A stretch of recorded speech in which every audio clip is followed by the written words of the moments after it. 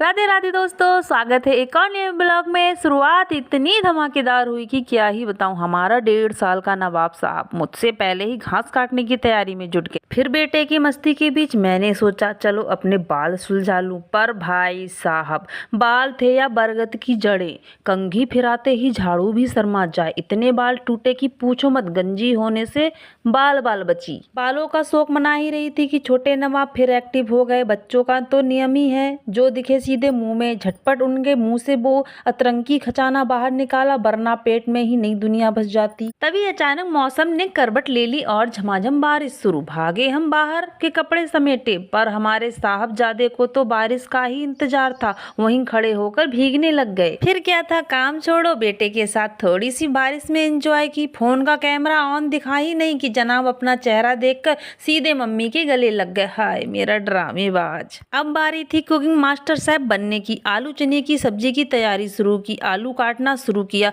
तो एक आलू अंदर से इतना काला निकला जैसी मेरी किस्मत। कुछ इस प्रकार से।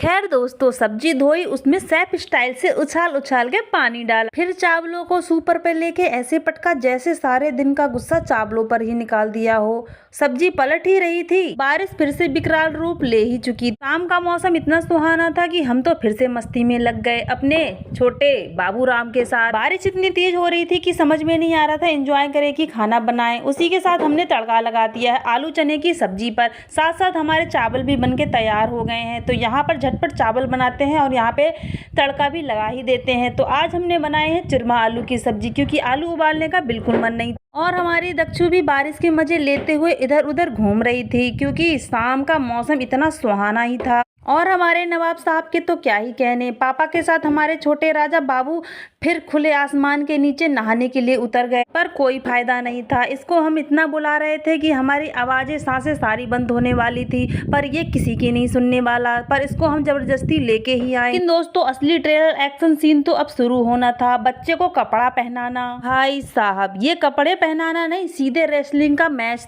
बेड पर इधर उधर उठा पटक चालू था, पर जनाब थे कि कपड़े पहनने को राजी ही नहीं थे। और हमारी बेटी ऐसे मुंह बना रही थी कि कुछ पूछो मत, क्योंकि उसके भाई ने उसे पीट दिया है। इस भयंकर रेसलिंग मैच को जीतने के बाद मेरी तो सारी एनर्जी ही खत्म हो गई। अब मैं जा रही हूँ आराम करने के लिए। तो दोस्तों, आज का हमारा मिनी ब्लॉग कैसा लगा कमेंट करके जरूर बताना। तो आज का ब्लॉग यहीं पे करते हैं समाप्त। तो अभी के लिए दोस्तों राधे राधे, बाय बाय, नमस्कार।